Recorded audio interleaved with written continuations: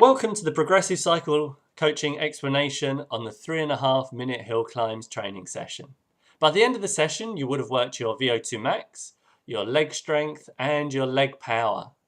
And it will help to increase all the major, most important features of your riding abilities. It will increase your leg speed for climbing, your smoothness of pedaling, and also your repeat maximal efforts. So you can keep heading uphill maximally, working as hard as you can for as long as you needed in your race or in your event. So how would you do it? Well, you would warm up as usual for say 15 minutes in zone 1 if you're training with heart rate, or at low level endurance if you're training with power, less than 68% FTP. Then you move into a bit more specific endurance work or zone 1, zone 2 work, just maintaining a constant power output or pedal rate for another 10-15 minutes, getting yourself to the bottom of your hill.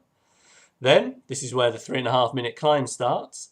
You'd mark off a place at the base of the hill where you would always start. So this could be a gate, a post, a marking on the road, and you would line yourself up at that point and then accelerate, working as hard as you possibly can all the way up the climb for 3.5 minutes.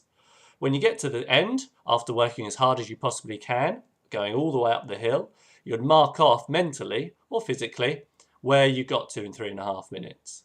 Then you turn round, race back down the hill. This might take you 2.5 minutes to do, back to your original start position, and then start again. And then going up the hill as hard as you possibly can to the same spot where you ended your first repeat effort.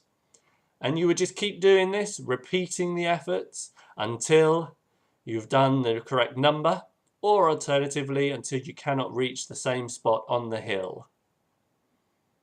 Then, at the end of the session, you would move on to just riding again at zone 1, zone 2 for heart rate, or in the endurance zone for power, say 69 to 75% FTP.